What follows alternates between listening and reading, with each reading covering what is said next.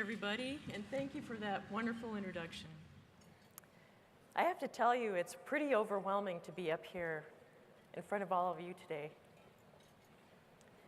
And it really took a lot for me to think about what I was going to say. In fact, when I was even on my way here on Thursday, I wasn't sure what I really wanted to say. And Thursday evening, I called my daughter, and I was talking to her, and I thought, you know, I'm going to ask her what she thinks. And she said, you know, Mom, you got a PhD, and you raised 3 children at the same time. Tell them about it. And after thinking about it for a few minutes, I decided she was right. Because how can I tell you what I get from a conference like this and tell you what it takes to get here where I am today without explaining to you where I've been? Since I've been here, I've seen some amazing talks, things I would have never expected to hear about, from things like sexual orientation of frogs that are influenced by environmental contaminants and infidelity in birds that increases with climate change. I mean, who would have guessed? And each one of these things really contributes a lot to the world that we live in really unexpected ways. And the more diverse we are, and the more people we are here at SACNAS, the better it is. And that's why I need to explain a little bit more about why I feel this way. I grew up, as Marcia said, on the Wyoming-Montana border. It's really one of the most beautiful places in the world. Absolutely beautiful. But when I was a teenager, I was obsessed with escaping from there. Because it doesn't matter how beautiful a place is if your family's being torn apart by alcoholism and poverty. You want to find a way out. And that's all I thought about. And I finally found my opportunity, and it wasn't college. It was the silversmithing boom of the 1970s. And I got a job in Colorado in a sweatshop making bracelets and necklaces and rings. And one day, this Navajo man got hired, and he was absolutely deplorable. He did a terrible job at doing silversmithing. And I thought this was a great opportunity to razz somebody, so I started teasing him about the fact that he was Navajo and he didn't have the patience to make jewelry. I said, you know, what's the matter with you guys? You're supposed to be the best silversmiths ever. And apparently he had a pretty good sense of humor because we ended up getting married.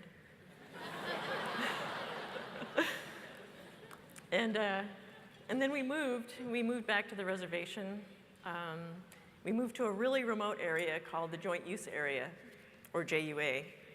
And it's a region that's surrounded by the rest of the Navajo Nation that at that time was jointly occupied by the Hopi, the Navajo, and the Paiute. And to give you an idea of how remote this area was, you know, there was no sound of machinery or anything anywhere like we are used to in an urban area. We could hear a car coming for 15 minutes before it got to our house. And we'd look up at the sky and see, it's not an airplane, it must be a car. And then we'd run around, pick everything up, change our shirts, comb our hair, you know, be all ready for whoever's gonna come and visit. And being in such a remote place, though, we didn't have any running water and we didn't have any electricity. And I spent my time learning how to milk goats and chase them around. But living there changed my life in so many ways that I couldn't have possibly predicted. My husband's family was dealing with a lot of health issues. My husband's uncle had a little girl who was diagnosed with bone cancer when she was only 6 months old. And she became the youngest bone marrow donor recipient.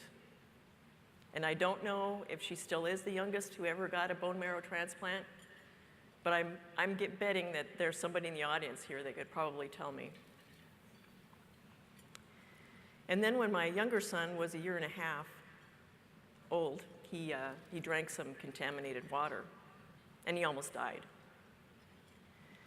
And every day, I would take him into the Indian Health Service clinic and beg for help, plead for somebody to do something about the condition he was in.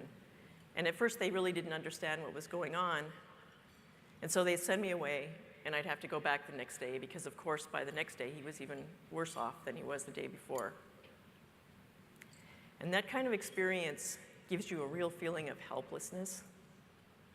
And it's something that sticks with me, and it's still here with me today. We lived, in a really hot, dry, dusty, sandy place. And when you don't have running water or refrigeration, you get hot and dry and dusty too. We had a horse. We called him White Boy because he was a white horse, but he was actually pink from all the dust. So we really should have called him Pink Boy. But anyway, that gives you an idea of how hot and dry and dusty conditions were.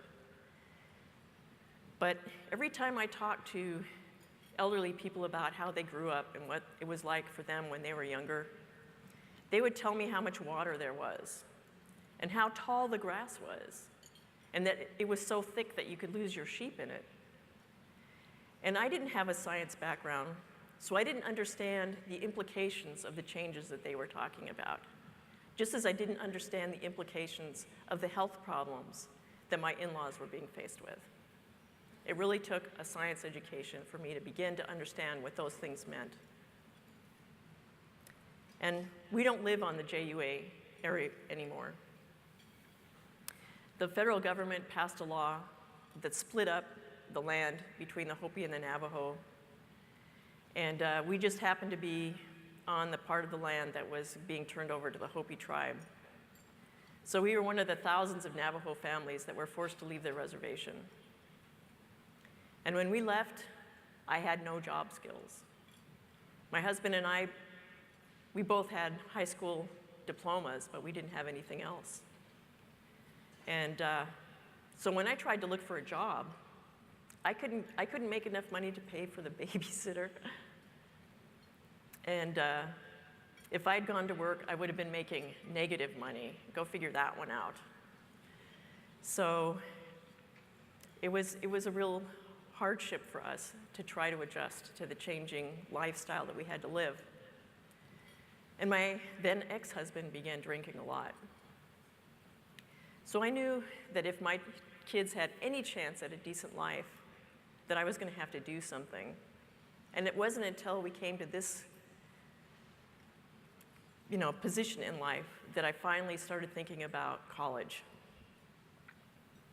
And when I told my family that I wanted to go to college, it was like dropping a bombshell. They thought I was absolutely nuts. I didn't have any money. I had 3 kids, and we had no resources. And they said, don't ask us for any help, because we can't give it. And there were times, I'll tell you, there were times when I really didn't think we were going to make it. When I didn't have enough money to buy any food for us, when we were going hungry, or we didn't have enough money to pay the rent or the light bill. But somehow, there would always be somebody who would help us, just enough to get us by. And we survived. And it's the compassion and the opportunities that other people provide for you that really make the difference in success. And that's another reason why I think being here is so important. And when I started on my college degree, this is another really, really crazy thing, is I wanted to get an environmental science degree because I wanted to do something about the water issues that had almost killed my son. And that takes a science and a math background. I needed to be able to take calculus. That was one of the requirements to get a degree like that. And I was starting by learning how to multiply and divide. That's where I was. That was the level I was at when I started college. I was not prepared. But again, there were friends of mine, really good friends, that were students who were much more well-versed in science and mathematics than I was. There were students from the Middle East who really helped me. We began to study physics together. And I got good enough at physics to become a teacher's assistant in the physics program at the university where I was going to school as an undergraduate. And it was a great job because I could grade papers and exams and labs and be with my kids at the same time. But the only problem with a work-study program like that is that when school's not in session, there's no work. And Christmas time for us meant no money and no food for a month. And so that's what Christmas meant to my kids. But again, you know, neighbors would see what kind of things we were doing. We lived around a lot of other university students, and somebody would knock on the door and say, you know, I went elk hunting, and I've got so much meat I can't fit it in my freezer. Why don't you take some?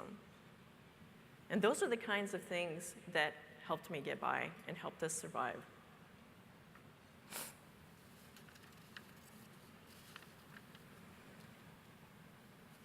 You know, after I finished my bachelor's degree, I was still a fish out of water. I had no idea that I should apply for graduate school or where I should go, or even that, you know, what kind of programs I should be looking at.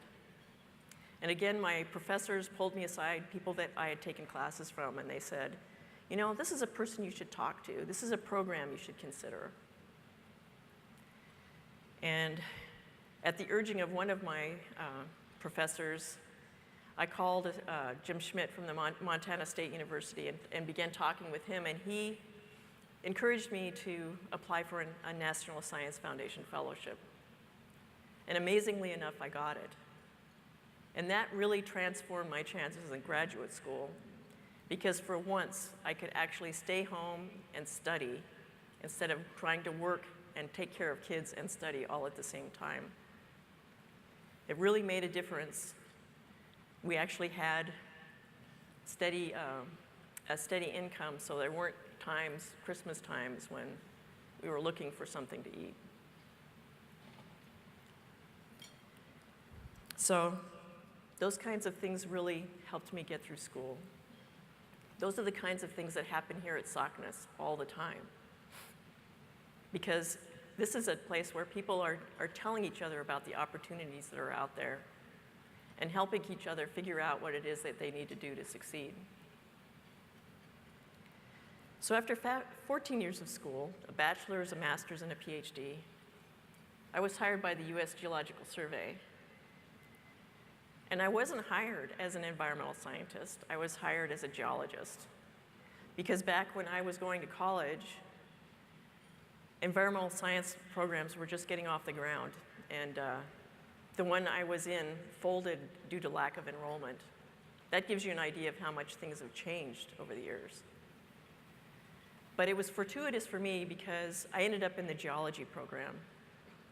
And I didn't realize at the time that geology and earth sciences would really give me the foundation that I needed to do the work that I do. So it was a very lucky thing for me to become a geologist.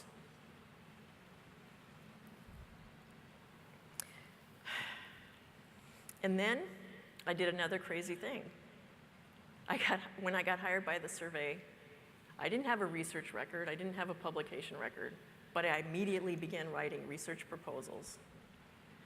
And I think the people at national headquarters were pretty confused, the program coordinators who were supposed to decide what programs to fund, because they were getting all these proposals from me, and they had no idea who I was. Because I had just started my career as a scientist, and I didn't have any record to go on. But they gave me a chance anyway. And I started a little study. And then that little study grew into my first large-scale research project for the US Geological Survey that I'm doing now. And we're just getting to the final year of that project, and we're beginning to publish our results. And those publications are things I'm extremely proud of. I've been able to give talks in Switzerland, in Mexico, and I've been invited to give a talk in London next year. But the results of the research that we're doing are really geared to help Navajo communities and to help the communities on the reservations where I came from so that they don't have to deal with the kind of things that we dealt with when I lived there. That's why it's called the Navajo Land Use Planning Project. I also wanted to make sure that the people in the community had a voice, because that's something we really didn't have when I was there. So I've done what I can to bring students into the mix. No matter what kind of background, no matter what they're studying, they have an opportunity to work with us on the project and use their studies to be graduate studies for their student careers in college, so that while they're going to school, they can actually do something to help their communities. And we've recently gotten high school students involved in the same kind of thing.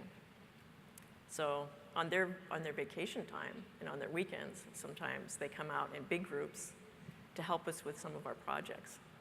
It's pretty wonderful. You know, people say that there's no cultural aspect to science, and I very strongly disagree. Because who you are and your experiences as you grow up, the things you learn about and the culture you come from, are going to dictate what kind of questions you ask when you're doing your research. It's going to influence what you prioritize and what you think is important to address as a scientist. And that's why it's so important to have people from diverse backgrounds in science. Because without those diverse perspectives, there's no way we're really going to understand the Earth around us and all of its complexity. And right now, I think the scientific community is just beginning to find out what enormous challenges it has ahead, especially with climate change. And climate change is one of those issues that demands that we become more interdisciplinary and more holistic in our thinking, and that science can't remain compartmentalized, and that we have to be able to take different perspectives to understand what's going on around us in order to understand what the feedback loops are, what the thresholds are. So I believe that this group of new scientists here, with all of the different perspectives that you have, is really, really important to the future of scientific research and the future of the welfare of this country. You know, you should think of science as an end into itself, because science is the acquisition of knowledge, and knowledge is power. It's power to transform the communities at risk that we come from. It's power to make our families and our communities healthier and stronger. It gives us so many tools to address so many different kinds of problems. And I have to say that even though I've been working on providing information to the Navajo Nation, I haven't even made a tiny dent in the issues that are faced by the Navajo people now, or by people on reservations and in communities of risk all around the country. And I haven't escaped the environmental consequences either, because I have a low white blood cell count and I have a heart murmur from radiation exposure. 2 of my 3 kids have autoimmune disorders. And so we have a lot of challenges ahead of us. A couple of years ago, my kids moved back in with me because they were jobless and had such enormous health issues. But we rely on each other, and we've been through so much together that we're really strong. And my son has such a good sense of humor. He has a condition called osteonecrosis, and he had to have his femur and his hip replaced last year. And so he started joking with me about the fact that he finally had the opportunity for the best parking spots. But seriously, The issues that we face can be really overwhelming, and sometimes it's hard to keep going. And that's another place where SACNAS comes in, because it's so inspiring to be here and to hear about what other people are doing and to know that you're not alone when you're facing these kinds of issues. My ex-in-laws call themselves the forgotten people. That should give you an idea of how they feel about the world they live in right now. But yesterday morning, I listened to a wonderful talk by a friend of mine named Jenny Ingram, who was talking about her work on uranium contamination on Navajo lands. And her children, all of the students who are working with her on uranium contamination on Navajo lands. So the numbers of us that are working on these kinds of things are growing more and more all of the time. And it's really, really great. I can't tell you how great it is to see so many people here, even though it's terrifying, frankly. But you know what? There's still some faces missing. This last spring, I was invited up to Montana State University to give a talk to the Native American Graduate Student Association there. And the students there are well on their way to putting together a water quality program for the Crow tribe, and they're still in school. And they've coordinated their research projects so that they complement one another to help address those issues. There's even one student who's working on ways to communicate the science back to the Crow community. And to me, that's really awe-inspiring. But there's a lot of people from communities like that that just don't have the means to get here. When I was a student, I never came to a SACNAS meeting because I didn't have the resources. I talked to Janny Ingram yesterday, and she didn't have the resources to do that either. And I have a student intern right now who's been working with the water haulers on the Navajo Nation that are still relying on springs and wells for their drinking water supply because they don't have running water. And she didn't have the resources to get here, and I couldn't find a way to get those resources to her. And we need to bring those people here. We need to hear their stories. We need to learn their perspectives. They should be here with us. They need that kind of opportunity, and we need them. Thank you.